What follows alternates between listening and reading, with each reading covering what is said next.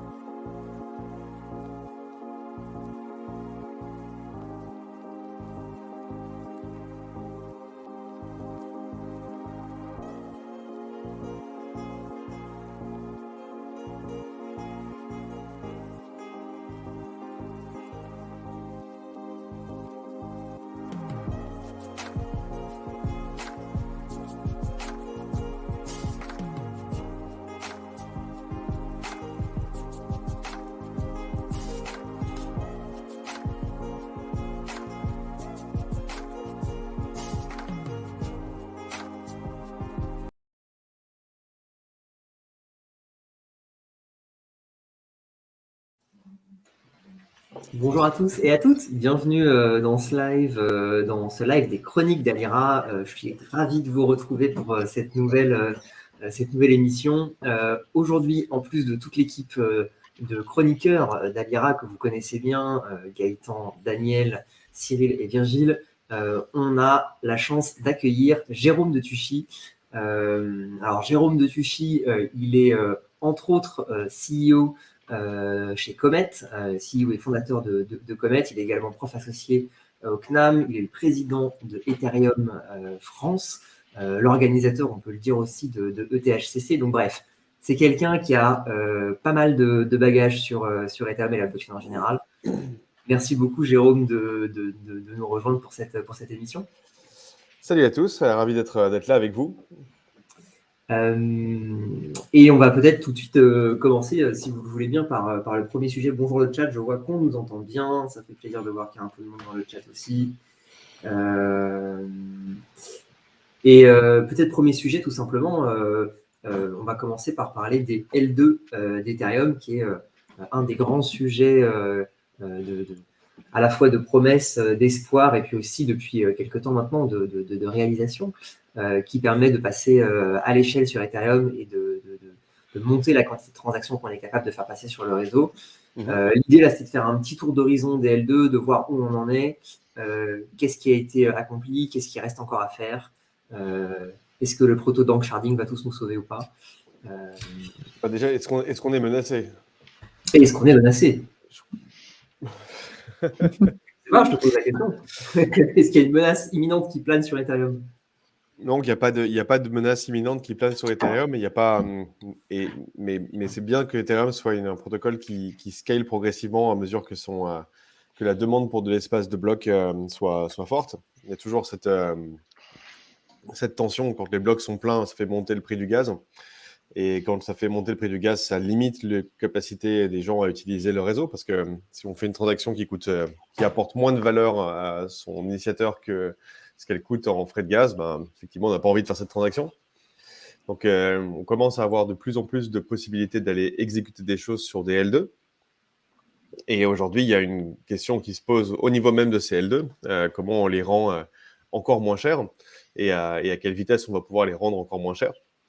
Donc, je trouve que c'est agréable de voir comment, quand on regarde les courbes de value locked sur des L2 et de leur évolution, de voir que en fait, ça ouvre l'usage Ethereum à de plus en plus de gens. Et finalement, les succès de sidechain comme le Proof of Stake de Polygon ou comme la chaîne de Binance sont des bons indicateurs qu'il y avait une demande qui était là pour ça. Et je m'attends à ce que progressivement, cette demande se rapproche des L2 plus classiques. Mais je vois qu'on parle de L2, et donc ça, déjà, c'est du jargon. Tu peux commencer par expliquer ce que c'est, parce que c'est peut-être pas tout le monde dans le chat qui sait ce que c'est qu'un L2, comment ça marche. Alors, la nomenclature est pas franchement établie. Il n'y a pas franchement un consensus au niveau de ceux qui font partie du développement, au niveau de ceux qui portent des projets et au niveau de l'académique en général. Euh, je pense que le plus petit dénominateur commun pour un layer 2, c'est qu'il a un layer 1. Voilà. Voilà. Donc, si tu es un L2, c'est que tu as un layer 1. Mais qu'est-ce que tu fais dans ce layer 1 que tu ne fais pas dans ton L2? Le L2, le fait qu'il ait un layer 1 fait qu'il n'a pas vraiment de mécanisme de consensus qui lui apporte une finalité. C'est-à-dire que dans une blockchain avec un mécanisme de consensus tel que Proof of Work, ben voilà, on a un mécanisme de sélection du leader qui consiste à résoudre un problème cryptographique. Quand la solution à ce problème cryptographique est trouvée, ben le nœud qui l'a trouvé, il fait le prochain bloc. Voilà. Et ensuite, on est probabilistiquement à peu près sûr que c'est tellement difficile de trouver un bloc alternatif qu'il y a finalité sur le bloc qui a été créé. Donc voilà, une blockchain qui fonctionne en Proof of Work, elle a ce système de consensus pour dire quel est le prochain bloc. Une blockchain qui fonctionne en Proof of Stake, elle a un système de consensus qui consiste à tirer au sort les gens en disant plus tu as de choses à stake, plus tu as de chances d'être tiré au sort, et c'est toi le prochain à faire le bloc. Donc ça, c'est Ethereum, je pense que les gens savent, mais je le dis au cas où. Ethereum, Tezos, la POS de Polygon et plein d'autres qui ont adopté ce mécanisme de sélection. EOS aussi est tiré au sort comme ça parmi les 21 validateurs. L'avantage du Proof of Stake, c'est qu'il y a un petit peu plus de... Disons qu'il y a un petit peu plus de finalité, quoi. Si tout le monde se met d'accord sur c'est ça le prochain bloc, bah, tout le monde est d'accord sur le fait que c'est le prochain bloc. Si les gens ont déjà voté, il n'y a pas de risque que quelqu'un soit caché caché quelque part dans un buisson en train de faire tourner plein de mineurs et de sortir un bloc alternatif. Ouais, c'est-à-dire que les gens endorsent la chaîne, ils signent, et s'ils se dédisent ensuite, ils sont sanctionnés financièrement, donc ils se dédisent pas. Sur Ethereum, c'est le cas. Sur les systèmes de Proof of Stake les plus récents, il y a ces mécanismes de sanction des gens qui se dédiraient. On dirait en anglais to perjure oneself. Ça, je me suis parjuré. Je dirais que j'ai saigné de blocs à l'émetteur, ce genre de choses. Mais finalement, les Proof of Stake les plus vieux, les premiers essais de Proof of Stake avaient assez peu de systèmes de rappel comme ça, où je dirais pas ce qui est un problème inhérent au Proof of Stake, qui est le nothing at stake. Est-ce que je vais signer un bloc qui ne m'arrange pas, sachant qu'il y en a un autre alternatif qui ne m'arrange pas non plus, lequel des deux je prends? Bon, je ne prends aucun des deux. Potentiellement, tu mets plus de temps à arriver au consensus. Mais aujourd'hui, c'est vrai que la Proof of Stake est un des systèmes qui a le plus le vent en poupe. Et l'avantage, effectivement, c'est que tu ne sais pas si quelqu'un... On ne sait pas aujourd'hui, à 12h38, le 29 juin 2023, s'il n'y a pas une chaîne plus longue de blocs de Bitcoin qui est en train d'être calculée quelque part et qui un jour va tout bout par terre. Mais ça reste très difficile puisqu'il faut dépenser de l'énergie pour calculer. C'est probable parce que ça veut dire qu'il faut effectivement beaucoup de matériel, beaucoup d'énergie. Voilà. Mais on ne peut pas en avoir la certitude, tandis que quand on regarde le nombre de tokens qui sont en circulation et le nombre de tokens qui sont at stake, on sait qu'il y a 99,9% des tokens at stake qui ont voté sur le prochain bloc, donc le bloc est final. C'est un des avantages du Proof of Stake. Et donc, dès qu'on a une chaîne avec un système de consensus, que ce soit Proof of Stake, Proof of Work, Proof of Something, elle est capable de dire c'est le prochain bloc, tel est le prochain leader, et ce leader va faire le bloc. Un L2, en fait, il a a priori pas de système de finalité en lui-même. Par contre, il notarise ce qu'il est en train de faire et là où il en est dans un L1. Donc, il importe son consensus et sa sécurité et la finalité de cette transaction via ce qu'il inscrit dans le L1. Donc, il est dépendant du L1 de ce sens-là. Et il délègue sa sécurité au L1, quoi. Il délègue la sécurité et la finalité de ses blocs au L1.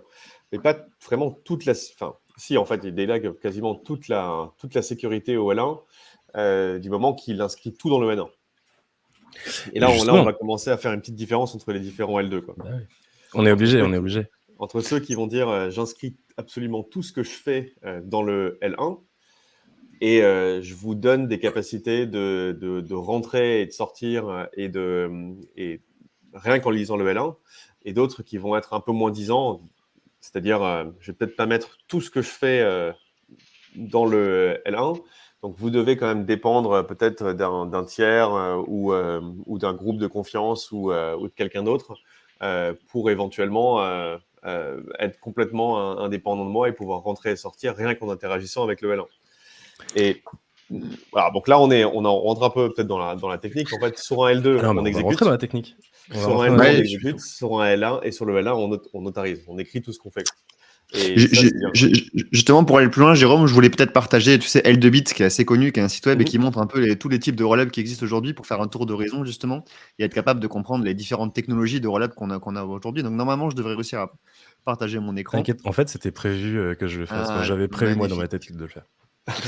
Exceptionnel.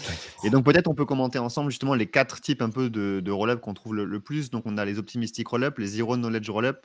Est-ce que tu peux zoomer un tout petit peu dans ton écran, genre nous mettre un 125 impeccable. Voilà. Formidable. Donc les optimistic roll-up, ZK roll-up, optimistic chain et Validium. Donc c'est un peu les 4 plus gros types de technologies qu'on retrouve aujourd'hui dans le monde des roll-up. Et est-ce que tu pourrais, Jérôme, rapidement un peu nous décrire ce qu'est chacune de ces technologies? Donc dans le L2, on fait de l'exécution. Donc, appeler l'opcode exponentiel, ça coûte du gaz. Exécuter l'opcode exponentiel, ça coûte du gaz. La différence qu'on a dans le L2, c'est que comme on exécute le code sur un plus petit nombre de machines, avec un petit peu moins de demandes, avec un peu plus de capacité d'exécution, enfin, avec des blocs un peu plus vides, le fait d'exécuter l'opcode exponentiel dans Arbitrum-1 ou dans OP-Mainnet, ça coûte moins cher en gaz converti en Ether que de les faire dans le layer 1. Donc ensuite, une fois qu'on a fait cette exécution dans le layer 2, suivant les technologies de rollup, on va écrire plus ou moins de choses dans le layer 1. C'est-à-dire que Arbitrum-1 et OP-Mainnet, la demande de l'exécution de cet opcode, elle va être écrite. On va dire Gaëtan a appelé ce contrat, il a demandé l'exécution de tous ces opcodes et le résultat, c'est ça. Mais on va juste l'écrire. Par rapport au fait que si on était purement L1, on aurait dit Gaëtan demande l'exécution, voilà le résultat, il faut dépenser tout ça. Donc il y a une différence entre je demande à exécuter quelque chose et je l'écris ailleurs, que j'ai demandé ça et j'écris le résultat. Et j'ai demandé à exécuter quelque chose, il a été exécuté, voici le résultat et tout est conservé dans le L1. Donc on a en fait à chaque fois dans ces différentes technologies, à chaque fois le côté où est-ce que j'exécute, où est-ce que j'écris les récips, tout ce que j'ai exécuté, et est-ce que je le fais dans le LA ou pas. Alors passons par Arbitrum-1 d'abord. Arbitrum-1 rentre dans la catégorie optimistic rollup, c'est-à-dire que vous avez un L2 qui est Arbitrum-1. Dans ce L2, vous avez une machine virtuelle qui fonctionne à peu près comme le VM, même si ce n'est pas directement le VM, c'est l'Arbi-VM de mémoire. Vous avez tout le set des opcodes de l'EVM à l'intérieur, et lorsque vous voulez faire une exécution générique, tous ces opcodes sont exécutés dans Arbitrum. Et ensuite, ce que fait Arbitrum-1, il y a une entité au sein d'Arbitrum-1 qui est le séquenceur, qui va dire, OK, on était à ce bloc-là, voilà la liste des transactions qui sont dans ce bloc-là, voilà le nouvel état de ma machine virtuelle. Et donc là, on écrit ce nouvel état de la machine virtuelle dans le layer 1 pour dire au bloc Intel, on était à cet état-là. Et la transition, c'est-à-dire l'ensemble des transactions qui ont été passées entre cet état précédent et cet état suivant, la liste des transactions en question, on va écrire tout ce qu'elle contient, toute l'extra data qu'elle contient, et on va écrire ça dans le mainnet. Donc, écrire dans le mainnet, c'est cher, c'est moins cher qu'exécuter dans le mainnet, mais quand même, écrire ce qu'on exécute, c'est cher, plutôt que l'exécuter directement. Et le différentiel entre ce que ça m'a coûté d'écrire dans le mainnet et ce que ça m'aurait coûté de l'exécuter directement dans le mainnet, c'est un peu l'économie qu'on fait avec le fait de mettre ça dans Arbitrum-1. Qui est environ d'un facteur 10 en général. Ça coûte environ 10 fois moins cher de faire ça sur un rollup que de le faire directement sur le lien. Voilà, plus vous allez avoir Bon, si vous voulez faire des calculs de pricing d'options Black and Scholes-like, il vaut mieux le faire dans un L2, ça, clairement. Après, si vous voulez écrire Je t'aime maman ou Bonne fête papa, que vous l'écriviez dans Ethereum ou que vous l'écriviez dans Arbitrum, c'est à peu près pareil, voire même c'est pareil, quoi. Ce que vous allez peut-être économiser des external calls et des trucs comme ça, quoi. Mais l'économie n'est pas ouf. En fait, si vous exécutez des choses, plus vous avez des choses qui sont lourdes en ressources computationnelles, il faut mieux les faire dans un L2 que les faire dans un L1. Et ensuite, les garanties de sécurité que vous propose ce L2 diffèrent d'une technologie à l'autre. Alors, les deux premiers de la liste de L2Bit sont des optimistic rollup, ce qui veut dire que vous avez le fonctionnement de la chaîne Ethereum classique au niveau de la machine virtuelle. Et ensuite, vous avez de l'écriture assez lourde, parce que vous écrivez tout ce que vous faites à l'intérieur du L2 dans le L1. Et la particularité de ces rollups, c'est qu'ils sont optimistiques, dans le sens où lorsque vous voulez sortir de ce L2, soit de vous trouver un tiers qui vous dit « Ah, tu veux bouger 2 Ethers ?» Bah ouais, en fait, je te bouge tes 2 Ethers et j'encaisse des petits frais pour te les bouger immédiatement. Soit de vous sortez par la méthode classique, qui dit j'exite du L2 et je retourne vers le L1. Et là, ça lance une période de comment on appelle ça déjà la période une grace period ou une période de challenge, une challenge période. Ouais, la challenge période, c'est ça. Voilà. Vous dites je veux sortir et on est à cet état-là de la blockchain quand je demande ma sortie. Donc voilà, je demande la sortie et voilà l'état de la chaîne, voilà ce que j'avais sur mon compte. Je fais une transaction qui dit que je sors et pendant 7 jours, le réseau, les gens qui regardent le réseau, la communauté peut dire ouais, effectivement, Jérôme, mais c'est pas de sortir 100 Ethers alors qu'il n'y en avait que 50. Il n'y a pas eu une modification du state qui était bizarre, il n'y a pas eu un truc bizarre qui s'est passé. Et on se dit, au bout de 7 jours, si personne n'a demandé, si personne n'a émis de problèmes potentiels avec la sortie de Jérôme, on laisse Jérôme sortir, quoi. Et c'est important parce que ça, en fait, c'est dans le nom optimistique, c'est que par défaut, sur un optimistic rollup, Ethereum ne vérifie pas l'état du rollup. C'est que par défaut, on dit je fais confiance au rollup, mais je laisse par contre 7 jours à n'importe qui pour venir prouver qu'il y a une fraude, qu'il y a eu une fraude de la part de la personne qui veut sortir. Et c'est dans le nom, en fait. C'est pour ça qu'on appelle ça un optimistic rollup, c'est qu'on est optimiste sur le fait que personne n'a fait de conneries, entre guillemets, mais par contre, on laisse 7 jours à tout le monde pour venir nous prouver le contraire. Ça, c'est la définition. Et c'est en contrario du ZK rollup que Jérôme va nous expliquer, qui lui, par contre, cherche à prouver en temps réel que tout ce qu'il a réalisé est correct. Et alors, tout à fait. Donc, c'est un peu en fait, on se dit, OK, 7 jours, ça laisse assez de temps. Je sais pas, pour ceux qui ont déjà joué à la bataille corse, où on révèle des cartes, et puis il faut voir les patterns, et puis il faut réagir avec les patterns. Donc, vous avez des gens qui peuvent regarder les patterns qui sont là et dire « Oh, j'essaie de rentrer dans le jeu parce que j'ai vu qu'il y avait un pattern que les joueurs n'avaient pas remarqué. » Donc, si on attend 7 jours pour que les gens trouvent le pattern et disent « OK, il y a un problème, il essaie de sortir quelque chose qui n'est pas bien », ça laisse optimistiquement assez de temps pour que les gens puissent faire des entrées et des sorties et que ça se passe plutôt bien. L'autre grand type de rollup, ce sont les ZK rollup, qui eux en fait vont utiliser des techniques cryptographiques type zero knowledge pour créer des preuves que les entrées et les sorties se passent bien et que les états l'état du rollup soit notarisé dans Ethereum avec une garantie cryptographique que les transitions d'état sont bien faites. Ce qui veut dire que quand vous êtes dans le cas d'un ZK rollup, vous pouvez entrer et sortir du rollup en apportant une preuve qu'à cet état-là de la chaîne, vous avez effectivement ça sur votre compte et que vous en demandez le sorti. Et donc, en lisant cette preuve et en lisant le dernier état de la chaîne qui était notarisé, le L1, le contrat du L1 peut dire « Ok, c'est une preuve valide, elle a bien été construite au-dessus du dernier état. Le circuit Zero Knowledge qui est évoqué est bien fichu, donc je laisse cette personne sortir. » Donc, vous avez une entrée-sortie qui est immédiate.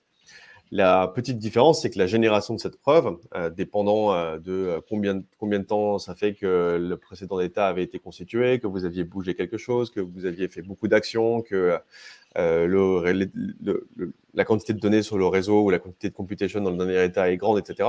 Il y a pas mal de facteurs qui peuvent influencer à quel point c'est lourd computationnellement de créer cette preuve. Donc, ça peut vous prendre du temps de créer votre preuve, quoi. Genre, je veux sortir, ok, bah, générons la preuve. Et parfois, bah, vous faites laisser tourner votre téléphone pendant 30-40 secondes, parfois plus, ça dépend à quel point il est puissant, etc. Donc ça ressemble un petit peu à Proof of Work avec un extra step. Voilà. Mais en tout cas, quand vous générez la preuve, vous pouvez l'apporter. Et il y a évidemment un écosystème de générateurs de preuves ou de professionnels de la génération de preuves qui peuvent vous aider à générer vos preuves rapidement pour entrer et sortir. Et la dernière différence avec les optimistiques, c'est que côté L2, vous n'avez pas forcément l'EVM. Vous n'avez pas forcément toute la capacité de l'EVM et toute la standardisation de l'EVM. On peut avoir d'après des débats de chapelle, genre voilà, est-ce que la VM qui est pas, enfin, est-ce que par exemple ZK EVM de Polygon est complètement équivalent à l'EVM? Est-ce que Starknet, bon, bah, c'est une autre approche, mais à la limite, est-ce que c'est pas mieux de faire une autre approche qui est dédiée à Zero Knowledge? Est-ce que, enfin, il y a pas mal de tentatives technologiques qui sont vraiment à la pointe de la recherche là-dedans et qui vont avoir des approches un peu différentes. Et enfin, comme dans toute stratégie d'optimisation, vous essayez d'avoir la meilleure carrosserie avec la meilleure aérodynamique et ben voilà, un fond plat, ça va peut-être pas complètement compatible avec un gros aileron ou ce genre de choses, quoi. Donc il y a des trade-offs à droite à gauche et il y a beaucoup d'innovations là-dessus, quoi. Et il faut Ok. avoir des gens pour faire tourner la voiture. Et non, mais si je dis ça, c'est Et des parce bons que... pilotes, ouais. Exactement. Récemment, on a eu la nouvelle de Polygon version 2.0. Ils ont annoncé ça en grande pompe il y a quelques jours maintenant. Et dans leur volonté, donc si j'en parle, c'est parce que c'est l'une des plus grosses sidechains aujourd'hui, Polygon Proof of Stake.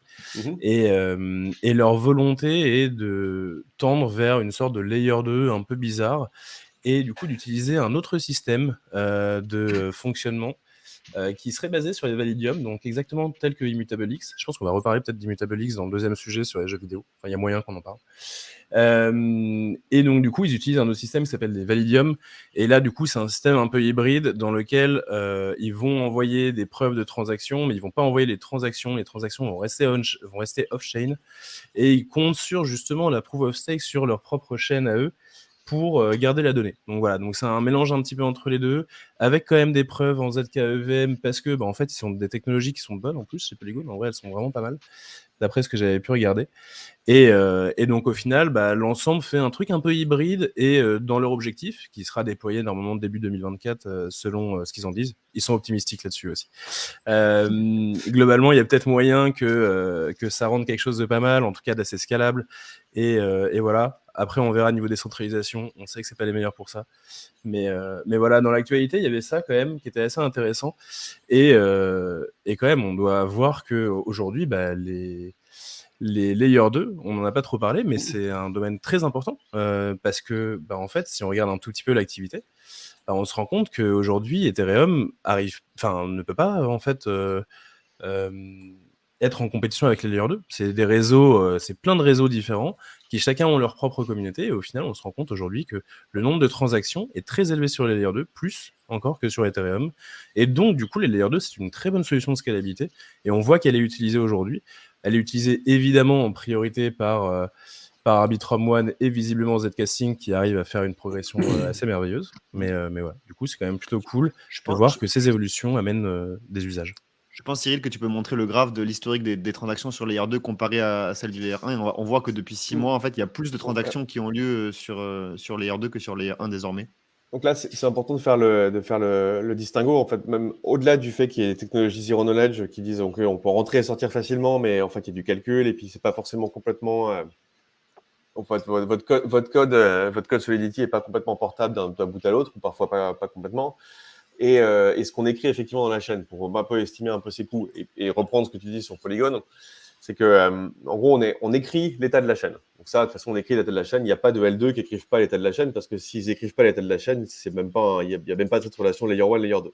Par contre, il y a entre écrire l'état de la chaîne et écrire tout ce qui permet de faire la fonction de transition entre l'état précédent et l'état suivant. Là, on est dans le cas des data availability. Donc, quand j'écris tout ce qui se passe à l'intérieur, l'availability est totale. C'est-à-dire que j'ai dit, entre le bloc N et le bloc N+1, il y a eu toutes ces transactions, elles sont faites dans cet ordre-là. Voilà le résultat que j'ai obtenu. Et vous pouvez rejouer les transactions si vous voulez, vous pouvez faire des choses et tout ça.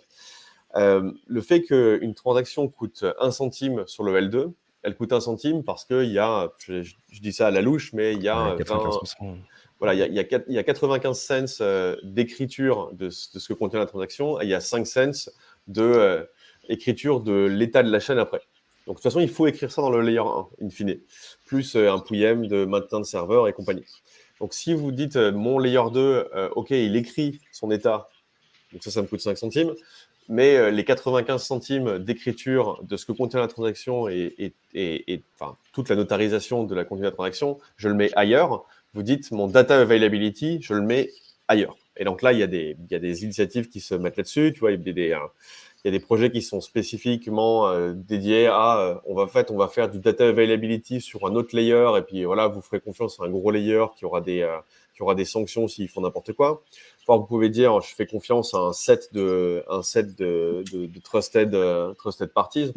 Je crois que dans la liste, il y avait un Arbitrum Nitro ou différents trucs comme ça qui en fait font effectivement confiance à Arbitrum Nova, pardon. Ouais, Arbitrum Nova qui a, à ma connaissance, un set de trusted parties pour son not C'est publishing ça, chain. Voilà. c'est un DAC, c'est un Data Availability Committee, ouais, tout à fait. Donc, il y a un comité de personnes qui gardent la donnée. Et donc, en fait, vous faites confiance à ce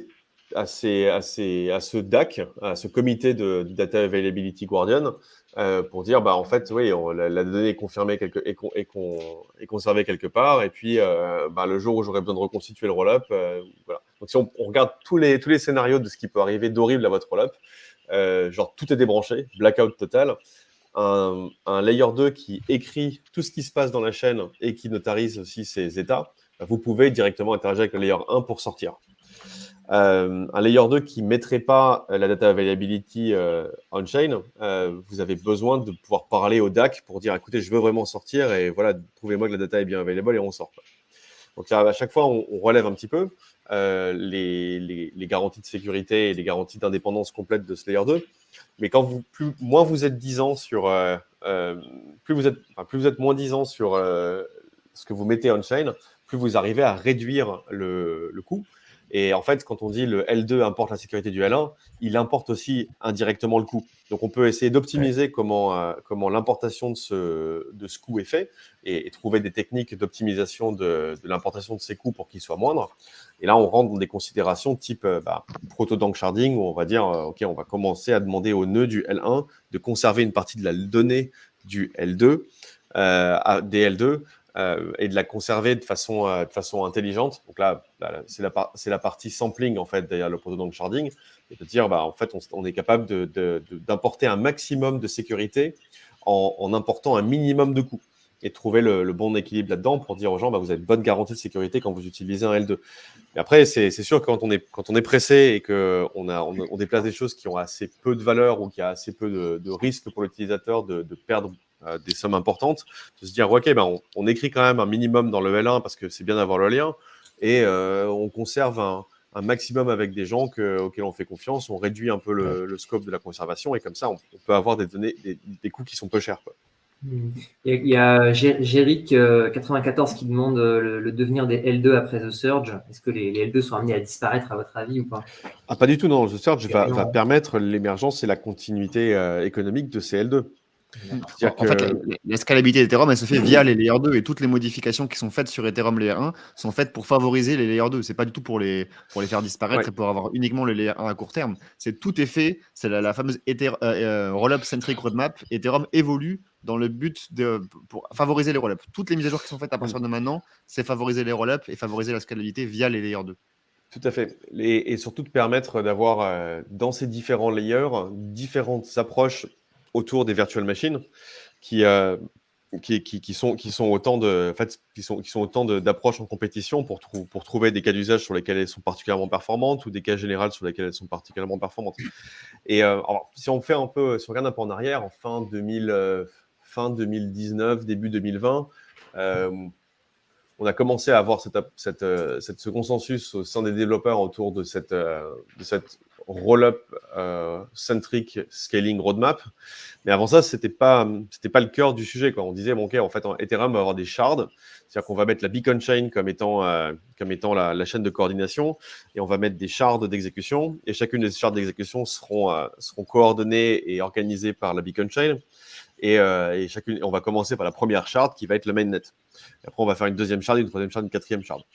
ça mettait la roadmap à 2 ou 3 ans plus loin, par rapport à dire, en fait, non, le Layer 1 va être une execution shard générale. On va trouver des moyens de mieux gérer la data, la conservation de la data et la conservation du storage sur le Layer 1.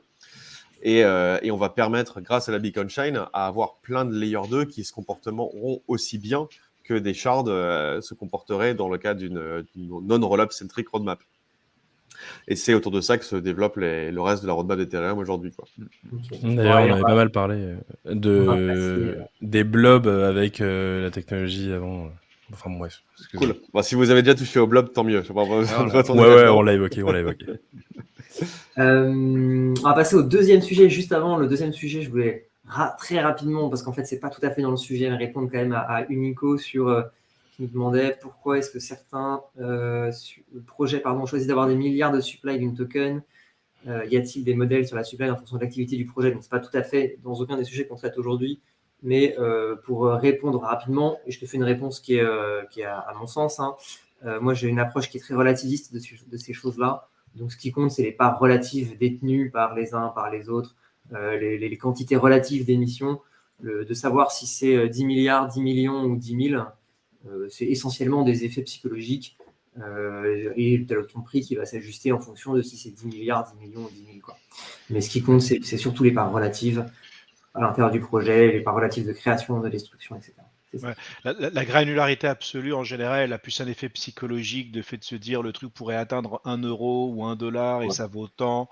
Donc c'est plus dans le côté ayez-le à moins de 1 euro qu'autre chose. Ça.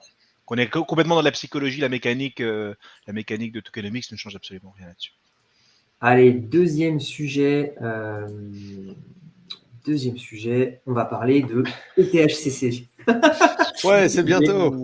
Qu'est-ce qu'on va parler de Layer 2 chez le THCC? Le sujet qui fait plaisir. Alors ETHCC, comment ça se... Déjà, peut-être, qu'est-ce que c'est? Parce qu'on part du principe là, que tout le chat sait ce que c'est, mais peut-être que tout le monde ne sait pas ce que c'est, ETHCC. Donc déjà, qu'est-ce que c'est? Et ensuite, comment l'émission 2023 se prépare? Juste avant de vous parler de ce que c'est, je voudrais adresser l'éléphant dans la pièce. Si vous n'avez pas de ticket pour ETHCC, il y aura des places en vente par jour, demain à 16h. Voilà. Si vous n'avez pas entendu sur le chat de Ethereum France ou sur les différents groupes Discord et compagnie. Donc, il y aura des tickets en vente pour des jours spécifiquement qui auront lieu demain à 16h. Sur le site de THCC, on est d'accord. Sur la carte bleue. Sur le site d'ETHCC, à la carte bleue, tout à fait. Et donc voilà, c'est demain 16h la vente des places par jour. Et elles sont à 110 €, je crois, et vous donnent accès pour un jour à ETHCC, mais c'est pour un jour spécifiquement. Et c'est quand qui vient, Vitalik? Juste pour ça. Le mardi.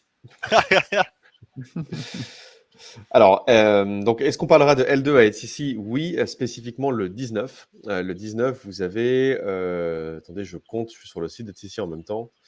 Là, comme ça, à vue de nez, il doit y avoir 30 entrées, je pense. J'arrive pas à compter correctement. Tu veux nous partager ton écran? En bas, normalement, tu as un présenté. Ouais, voilà. Ok, attendez, voir une minute, présenter mon écran. C'est bon, puisque tu l'as, regarde dans Agenda, tout en haut. Voilà. Je vais t'éviter la contrainte Tu descends un petit peu et tu vois Track, Filters, Track. On n'a pas répondu à la question, désolé d'y revenir, mais du coup, qu'est-ce que c'est le naïf, c'est quoi ETHCC? Qu'est-ce que c'est ETHCC? C'est l'acronyme super bien choisi et hyper facile à prononcer de Ethereum Community Conference. Et c'est aujourd'hui la conférence blockchain qui a eu le plus d'éditions et qui a la plus grande longévité du monde. Et c'est une conférence qui se passe chaque année à Paris, dont la première édition était en fait EdCon, qui s'est passée à Paris en 2017, et qui a eu ensuite lieu tous les ans à Paris, qu'il pleuve, qu'il vente, qu'il Covid ou qu'il ne Covid pas. On a réussi à hoster la conférence chaque année. Et c'est une conférence qui est organisée par l'association Ethereum France, donc une association à but non lucratif, dont le budget est public pour cette conférence. Cette année, le budget, on n'a pas encore fini. On verra le budget une fois qu'on aura fini effectivement le truc, mais on est autour de 2,5 millions de budget dans cette conférence. Et la particularité, c'est que c'est aussi une conférence à but non lucratif. Donc, quand vous faites une conférence, à moins qu'elle soit organisée par une école, vous avez en général au moins un parti qui se fait traire. Donc, on essaie de traire les speakers, on essaie de traire les sponsors, on essaie de traire les attendees. C'est pour ça que vous voyez parfois des billets pour des conférences qui coûtent 2 000 ou 3 000 $. Oui, parce que parfois, certains essayent de traire plusieurs personnes en même temps. Je ne donnerai pas de nom, mais il y a parfois des gens. Le triangle des impossibilités de la traite est compliqué. On peut essayer de traire tout le monde à la fois. Le parti pris d'Ethereum France sur cette conférence, c'est déjà d'avoir un budget public et d'avoir des sources de revenus publics, fait que en fait, on voit bien qu'on n'essaie pas de surtaxer et tout. Et en fait, on regarde combien on veut faire de personnes, combien de jours on veut tenir, combien de tout ça. Et ensuite, on essaie de faire payer la conférence au moins à 50-60% par les sponsors et de faire porter le reste du prix sur les attendees. Et on a en général un bon 15-20% d'étudiants qui viennent ou gratuitement de l'étranger ou contre un jour de bénévolat durant la conférence en France. Et donc, c'est une conférence qu'on organise chaque année, qui est complètement détachée de la fondation Ethereum, puisque il n'y a pas de lien direct de financement entre Ethereum France et la fondation Ethereum, mais ça fait partie aussi de la particularité d'Ethereum, puisque il y a une association qui est non liée à la fondation principale de la blockchain, qui organise des choses et qui est active, et qui est, pour le coup, particulièrement active dans la francophonie. On a réussi à faire des trucs dans des pays autres que la France. Et on s'attache à montrer mettre un peu l'écosystème francophone et la place de Paris en lumière le temps de cette conférence. Donc, le fait qu'on soit une conférence à but non lucratif et qu'on soit là tous les ans fait qu'il y a beaucoup de corps dev de la fondation qui viennent. Fait qu'il y a des gens un peu de partout qui viennent aussi présenter des choses. Et l'angle de la conférence est, on fait pas de panel. Si vous venez présenter quelque chose, c'est pour présenter quelque chose qui a un intérêt pour l'écosystème en général. Donc, il y a assez peu, voire quasiment pas de conférences de talks qui sont spécifiquement, par exemple, je sais pas, qu'est-ce qu'on a ici, le mec de Coinbase va pas venir vous faire une présentation en disant Coinbase c'est mieux que Binance et voilà pourquoi vous devriez mettre votre argent chez Coinbase. Non, je pense que le mec de Coinbase vient présenter un truc qu'il fait sur le layer de Base et comment l'approche de Base est faite. Et tout. Ça doit être à chaque fois généraliste. Il y a quasiment pas de product chill. On essaie de retirer ça, mais plutôt de faire quelque chose de partage de tech communautaire. Et sur les 300 et quelques talks qu'il y a chaque année, il y en a un peu plus que ça, ça vous donne un snapshot de tout ce qui se fait en général dans l'écosystème en même temps. Et si vous ne pouvez pas aller à la conférence parce que vous êtes en vacances, parce que 100 € pour un jour, c'est quand même cher, hein, parce que vous n'avez pas été retenu dans les volontaires, tout est live streamé gratuitement et mis en ligne le jour même. Et on attend à peu près 300. On devrait avoir 300 side events, je pense. L'année dernière, on en a eu 220. Donc, on devrait être autour de 300 side events. Et la plupart des side events sont gratuits. Vous pouvez participer à des trucs, tout ça. Il y a vraiment plein de choses qui se passent en même temps, quoi. Comment t'expliques au final, Jérôme, le succès de l'ETHCC et surtout comment tu gères un invité comme Vitalik dans ce genre d'événement? Alors, très compliqué de gérer de gérer tonton Vito, quoi. Il est pas très facile à attraper. Que t'aies son numéro de téléphone, son WeChat, son Telegram ou que tu sois dans ses DM, dans tous les cas, c'est quelqu'un qui met beaucoup de temps à répondre et qui répond très sporadiquement parce qu'il est très sollicité. Donc, j'ai la chance de le croiser assez régulièrement dans d'autres conférences, dans d'autres occasions. Donc, je lui rappelle régulièrement, au fait, t'oublies pas qu'il y a ici cette semaine. Tu viendras ou tu viendras pas? Je vais voir. Et éventuellement, on a un moment, une réponse par un truchement ou par directement en DM, genre salut, je viens, on se donne rendez-vous. C'était assez marrant, la première édition, j'ai reçu un texto le matin. Genre, hey, I just landed in Charles de Gaulle. I think I'll be here at machin. Do I need to do something at the door? Genre, parfait. Et pas prévu, je peux te donner un talk demain. Genre, pas prévu, ok. Et là, tu dois bouger tout l'agenda.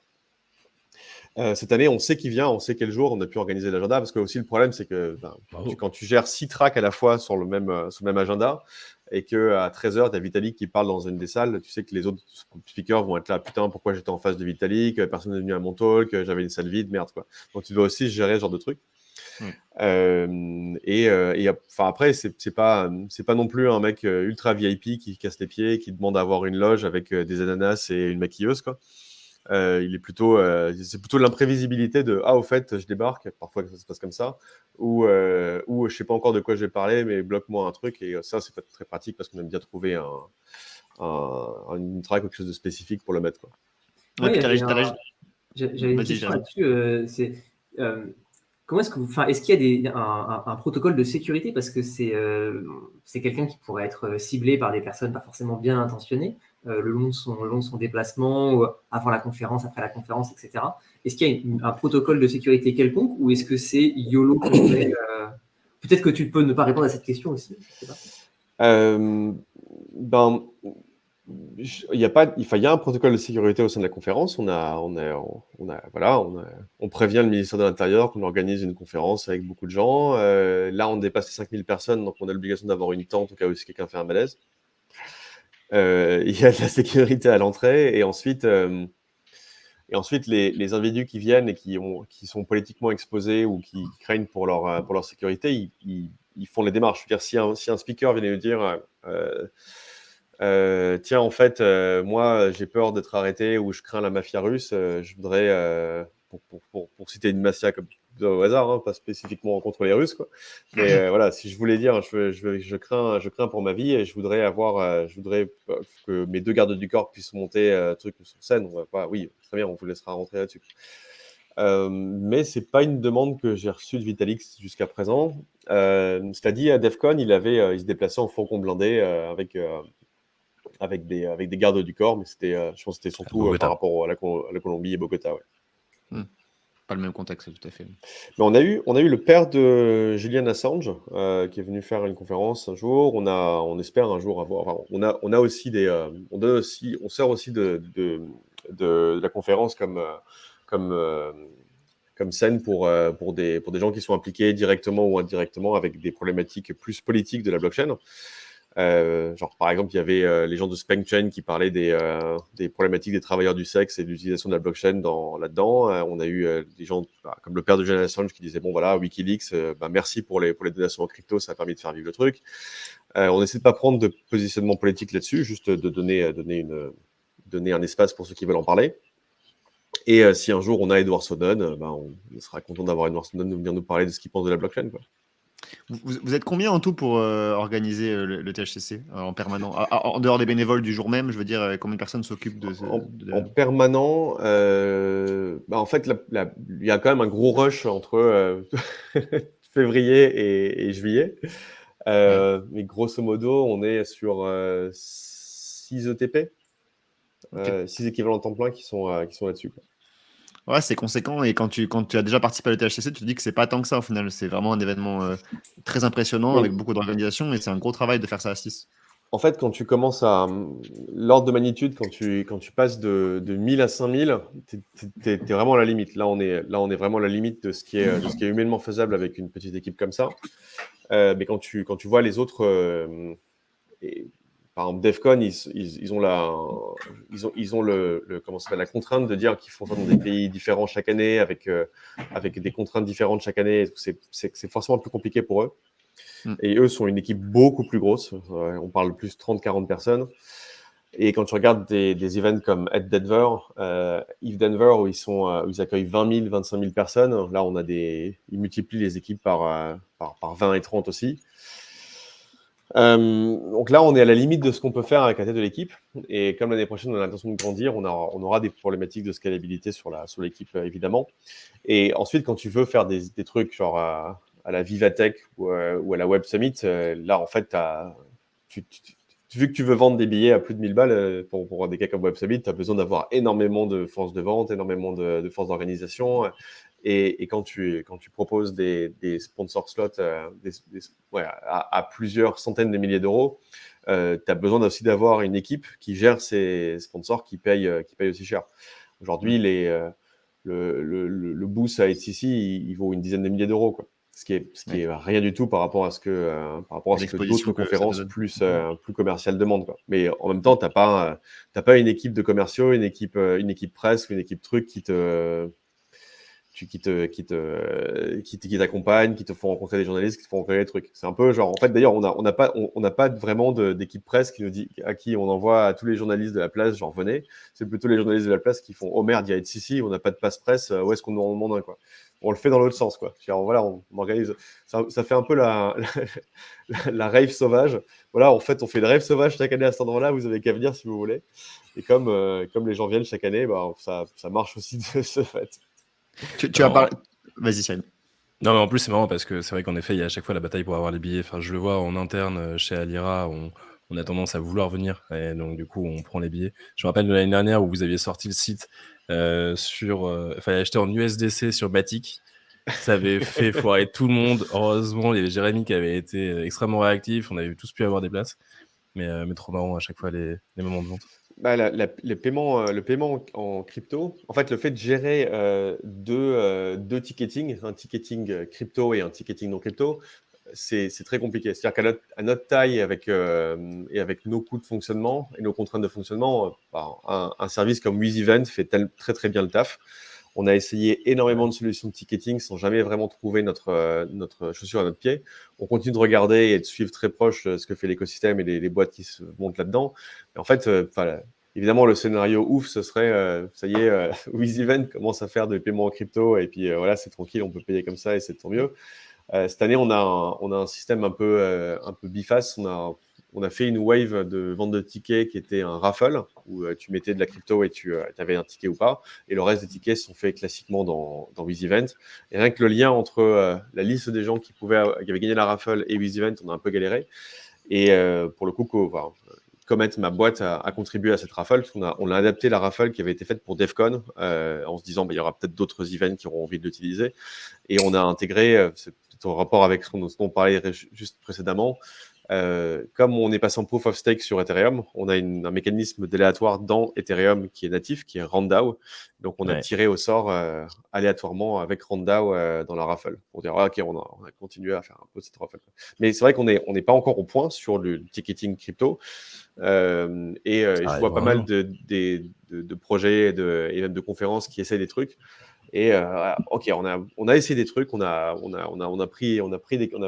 avalé des couleuvres, on a rencontré des casseroles, et maintenant on s'est dit ok, cette année on fait que du WizEvent et une petite rafale, mais on se tient vraiment au courant de ce qui se passe là-dessus parce qu'on a envie aussi de mettre un peu plus ça en valeur, quoi, de dire ouais, on mange ce qu'on fait, quoi. Alors, on essaie quand même de mettre la crypto devant.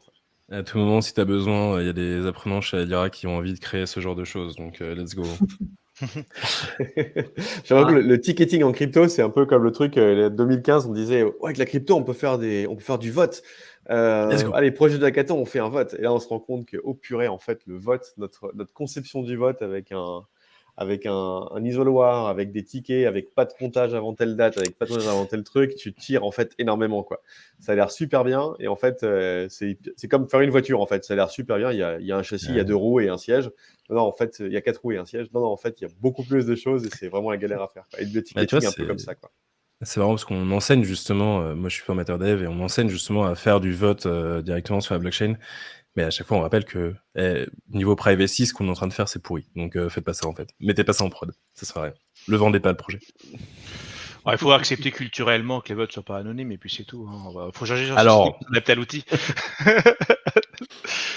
D'ailleurs, c'est quoi en parlant d'outils, on va peut-être parler des jeux. C'est un magnifique outil pédagogique, ça, Jérémy. Transition incroyable, Daniel Villa. Allons-y. Merci beaucoup. Impressionnant. J'attends ça avec impatience, moi, le Play to Earn. Non, alors, attendez, pour la petite histoire, avant de bosser chez Comet, j'ai fait un passage chez Ledger, mais encore avant de chez Comet, je dirigeais le bureau parisien de Consensus. Et pendant le pic du le flop du bear market, on était là, il faut vraiment qu'on recrute parce qu'on a signé des contrats, on a de l'activité, on a besoin de recruter pour nos boîtes. Enfin, il faut vraiment qu'on arrive à recruter des ingénieurs. Et a priori, il y a quand même pas mal de bons ingénieurs en France, quoi. Je crois qu'Alira était au tout début ou qu'il n'existait pas encore. Et on a fait la tournée de toutes les écoles d'ingé. En plus, on avait des anciens élèves de ces différentes écoles d'ingé qui étaient là. Donc, tu vois, on essayait de convaincre les gens de venir dans la blockchain. Ils ouvraient les charts, ils étaient là, genre Ethereum venait de passer de 1400 à 80 euros. Les gens étaient là, genre, waouh, mais qu'est-ce que je vais aller bosser dans cette boîte? Et on a commencé à essayer de faire des mini-jeux. On va dire, voilà, on va faire des mini-jeux. Vous allez voir, c'est trop marrant la blockchain, vous allez jouer et tout. Et on faisait gagner des Ethers aux gens qui voulaient bien se prêter au jeu et qui, s'ils trouvaient ça intéressant, on allait se dire, bon, peut-être qu'on ira bosser pour Poisson 6. Et moi, c'est comme ça que je suis tombé dans le blockchain gaming avant d'être dans le gaming, quoi. Enfin, en ayant été dans le gaming avant, quoi. Clairement Ouais, intéressant. en plus, moi, Comet, j'ai une tendresse toute particulière parce que c'était un des premières applications qui a vraiment attiré mon attention quand j'ai commencé la formation chez Alira. Non, Parce qu'il y merci. avait ce côté un petit peu pédagogique de dire alors la DeFi c'est super chiant, mais en fait c'est pas de la DeFi, tu seras dans le vaisseau, mais tu feras de la DeFi. Enfin, tu sais, il y avait un espèce de. Il y avait, tu sais, Ouais. on sortait un peu, c'était du ludique pédagogiquement intelligent. Donc je tenais à te dire, Jérôme, aujourd'hui que je t'en fasse. Merci. Et c'était pas Merci du beaucoup. ludique qu'on va vous mettre des pancakes, des sushis, tout ce qui se bouffe pour que cérébralement vous trouviez ça intéressant. Tu vois, on est sur la marche au-dessus. Et pour le coup, pour celles et ceux qui nous écoutent, je voudrais juste, peux-tu nous rappeler un tout petit peu ce que c'est que Comet, où est-ce que ça en est? Et qu'est-ce qu'il y a d'autre dans les play to earn que tu aimes bien aussi et qui sont sur d'autres schémas? Alors, enfin, moi, je suis pas, enfin, j'ai pas bossé dans le gaming avant Comet. J'étais joueur de jeux vidéo depuis mon plus jeune âge et j'ai eu une brève carrière de pro player sur Warcraft à l'époque où on gagnait des cartes graphiques et des Waouh. cartes mères, quoi. Donc ça date un petit peu, mais j'ai toujours beaucoup joué et beaucoup apprécié le jeu vidéo et surtout enfin, je trouve qu'il y a vraiment un match made in heaven, like, un super overlap entre la blockchain et le gaming. Parce que ça vient toucher à énormément de choses qu'on peut déjà faire dans le gaming et d'étendre aussi l'expérience de jeu à travers la blockchain. Enfin, on a encore un peu de mal à saisir où est-ce que ça va impacter le plus fort et où est-ce que ça va créer le plus de révolution. Mais quand on a commencé à mettre du networking dans le jeu vidéo, on a commencé à avoir des jeux en ligne et pouvoir toujours jouer ensemble et faire des trucs géniaux. On a commencé à mettre la 3D, on a commencé à avoir des expériences qui étaient beaucoup plus immersives. Et avec la blockchain, on a l'opportunité déjà de mettre une immersion économique beaucoup plus grande. Et d'où le play to earn qui a peu défrayé la chronique, mais aussi d'avoir de l'interopérabilité entre les jeux, d'avoir beaucoup plus d'interaction avec les créateurs et les contributeurs et les modeurs. Et tout ça, c'est tout un tas de choses qui me semblent, qui m'ont convaincu d'aller me lancer dans Comet initialement. Et le projet initial de Comet, c'est de se dire, OK, on est au tout début du blockchain gaming. Qu'est-ce qui se passe si on met un jeu complètement on-chain? Voilà. Essayons de commencer par là, mettons un jeu complètement on-chain et voyons si on rencontre des difficultés, voyons si on trouve un public pour ça, s'il y a une niche intéressante pour se faire un nom, et pour intéresser les joueurs, quoi. Et donc le premier jeu Comet a été fait sur ce principe, c'est-à-dire qu'on a mis tout un set de smart contracts qui décrivaient l'univers, qui décrivaient l'état de l'univers, et on permettait aux gens de jouer en ligne en interagissant avec la chaîne. Aujourd'hui, il n'y a plus de nouveaux contenus qui sont créés pour ce premier jeu initial, qui était lancé en même temps que Dark Forest, quasiment en fin 2020, début 2021. Mais le jeu existe toujours, c'est-à-dire que vous pouvez toujours jouer depuis les contrats, le front-end est hosté, mais bon, on pourrait décentraliser le front-end si vous vouliez, il y a même des gens qui jouaient directement avec les contrats en faisant des bots et des scripts, direct. D'accord. Et ce qu'on a eu comme achievement assez énorme par rapport au gaming traditionnel, c'est qu'on a eu des situations où sur la map, il y avait 3500 personnes qui jouaient en même temps. 3500 personnes sur la map, même pour un MMO, c'est waouh, qu'est-ce qui se passe? Et sans serveur, quoi. On jouait juste avec la chaîne. Alors évidemment, les interactions des joueurs n'étaient pas en temps réel, c'est-à-dire qu'il fallait faire une action et attendre le prochain bloc pour que l'action soit réalisée. Mais comme on utilisait le timestamp des blocs comme description du temps, mon vaisseau il est là à l'instant T, à T+1 il est là, à T+2 il est là, et à T+5 quand le bloc sort effectivement, effectivement il est là, quoi. Donc on avait quand même cet aspect réel, mais les actions des joueurs n'avaient des conséquences qu'avec un petit décalage, quoi. Oui, ça faisait un peu tour par tour au final quand on y réfléchit un peu, quoi. Bloc par bloc. Bloc par bloc. C'est un jeu en temps réel, c'est bloc par bloc. Mm. Et après ce premier jeu, on s'est énormément marré. On a trouvé une communauté qui aimait bien ce qu'on faisait, ça nous a mis un premier pas dans la porte dans cet écosystème. Et on a commencé à réfléchir au prochain jeu, en se donnant plus de budget, plus de temps, plus de réflexion sur où est-ce qu'on allait l'amener. Et aussi, ça nous a fait pas mal réfléchir sur la stack technique qu'on allait utiliser pour les faire.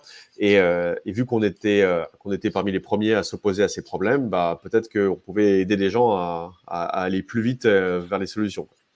Donc, on a commencé à faire deux choses en parallèle, c'est-à-dire avoir le game studio d'un côté qui produisait le jeu, et à côté de ça, une équipe plus orientée sur le développement du moteur et de toute la stack technique qu'on avait, et qui commençait à distribuer cette stack technique.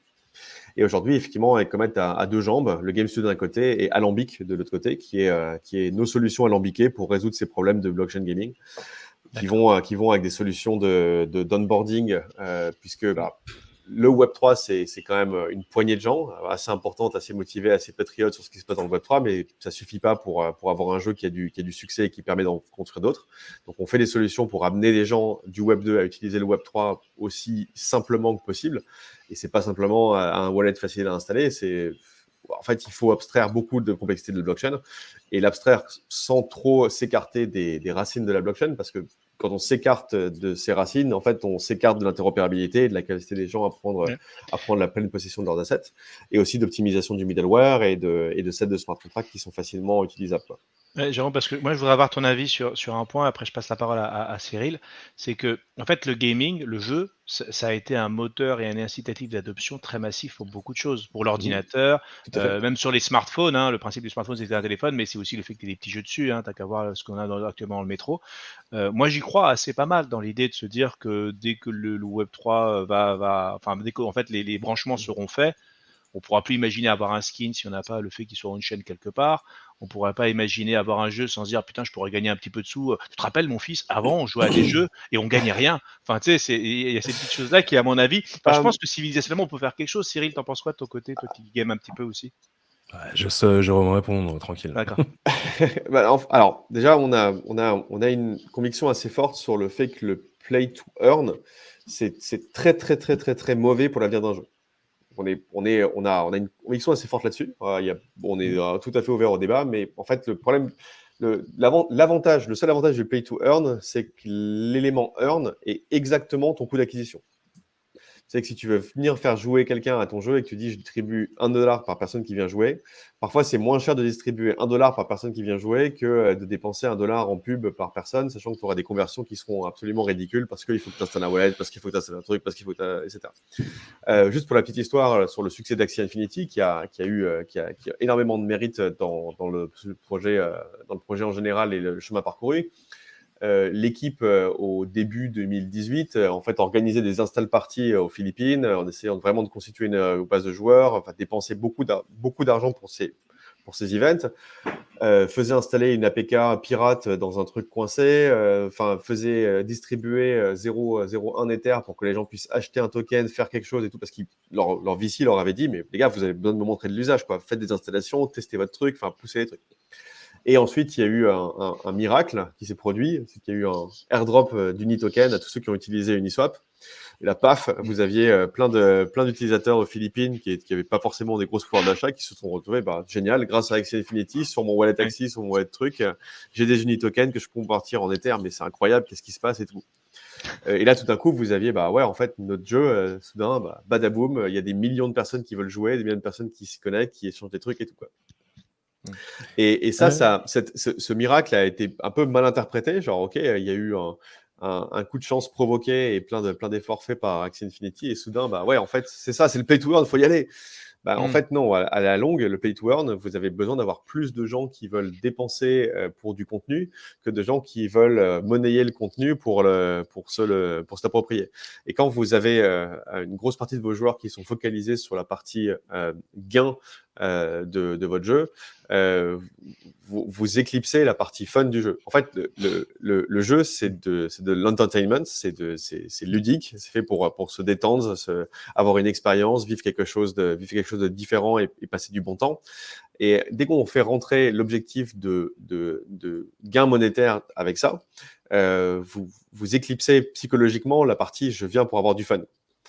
Donc en fait, sur le côté, je gagne rien. Tu te souviens à l'époque, mon fils, on gagnait rien quand on jouait. Moi, je pense que c'est plutôt, tu te souviens à l'époque, mon fils, on jouait et en fait, tout ce qu'on a accumulé dans le jeu a disparu. C'est-à-dire que l'existence des objets numériques qu'on a recumulés ou l'existence de notre historique numérique dans le jeu a disparu. Et ça, c'est une énorme perte.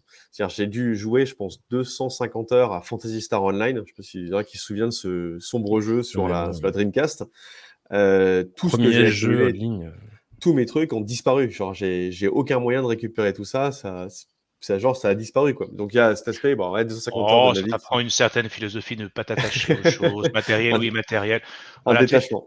c'est comme le sable que tu balais quand tu fais du bouddhisme, tu vois, il y a une espèce de truc. Mais Bah, c'est super intéressant ce que tu dis, Jérôme, puisque globalement, ce que tu dis aussi, c'est jouer pour le plaisir et trouver du plaisir dans ce que vous faites.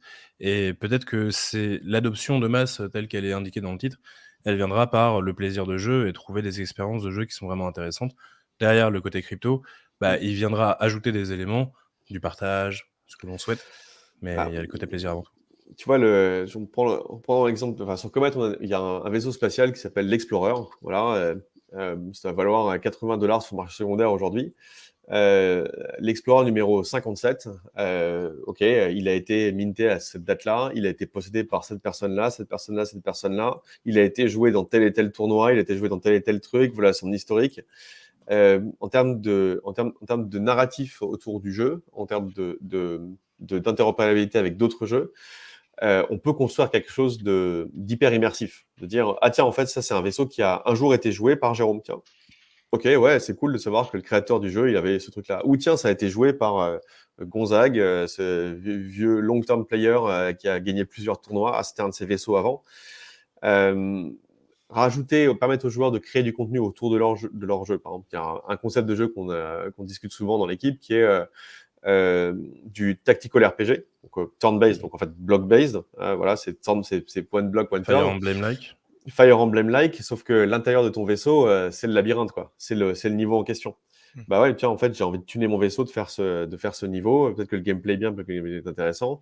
Est-ce que des gens qui s'approchent de mon vaisseau pour faire un abordage, ils vont se confronter à ce truc. Ok, tu vois, en fait, tu construis Tu te autour de ces rapproches de assets. game, hein. Voilà, tu construis autour de ces assets et tu le fais de façon très communautaire et collaborative, quoi. Genre, en fait, tout est là, tout est on-chain. Plus tu vas mettre de choses on-chain, plus tu vas permettre ce genre d'interaction.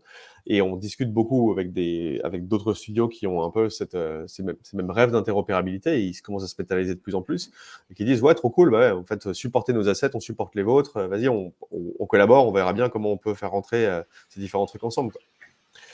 Et ça arrive en fait très vite. Si je peux me permettre, nous ne faisons pas de conseils en investissement, nous ne faisons pas ce genre de choses. On essaye de parler du coup des sujets de manière assez pédagogique. Merci d'ailleurs Jérôme de l'avoir été.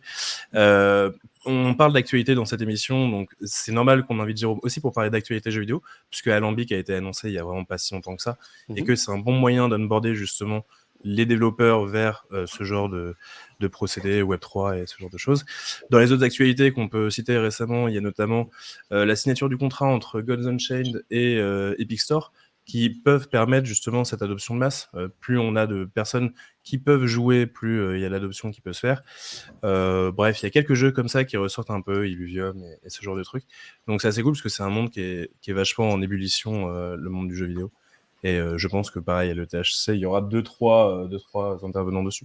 En tout cas, comme on a des annonces à faire, peut-être liées à Epic Games aussi, mais le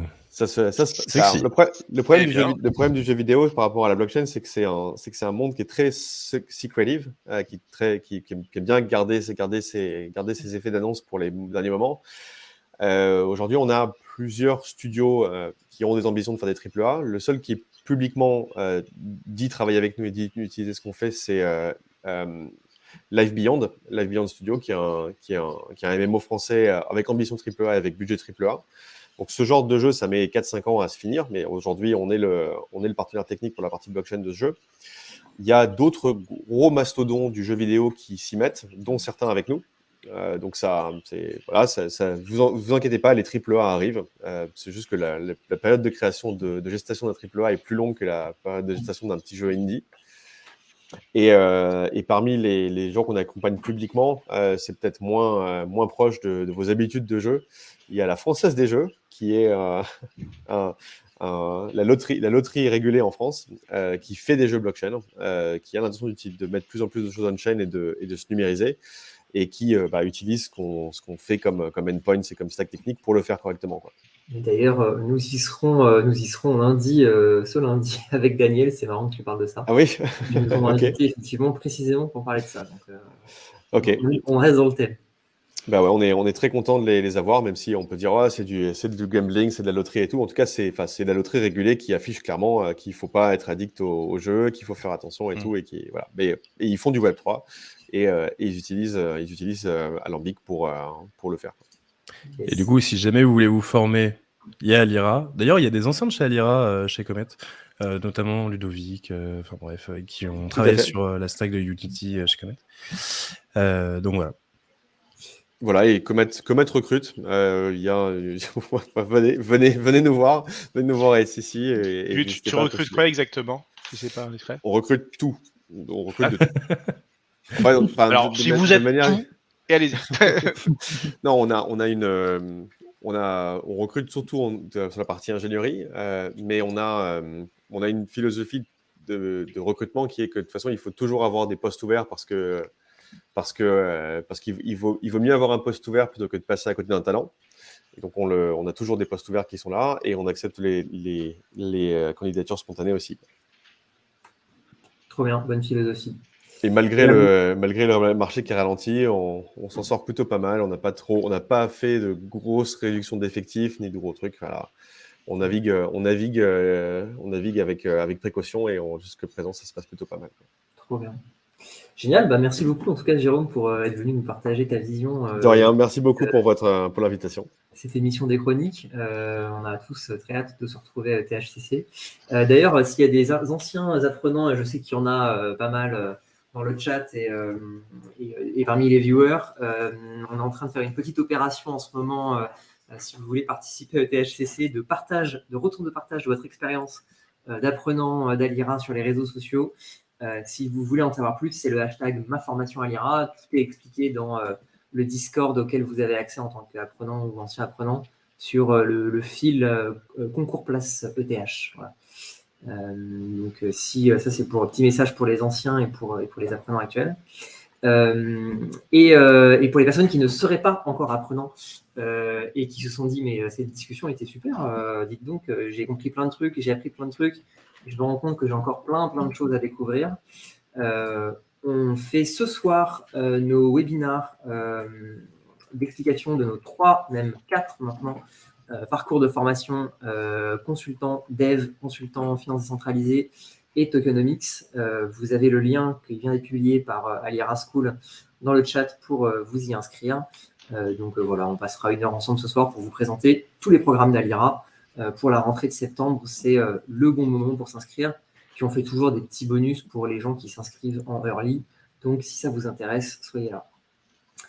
À nouveau, merci à tous d'avoir été là et d'avoir participé à cette chronique. C'était hyper plaisant d'avoir ces échanges sur ces 3 discussions. La pause déj blockchain est terminée. Nous, on va pouvoir aller manger. Trop bien. Et à très bientôt à tous. Merci. Salut. Salut tout le monde. revoir. Bon après-midi tout le monde. Salut tout le monde.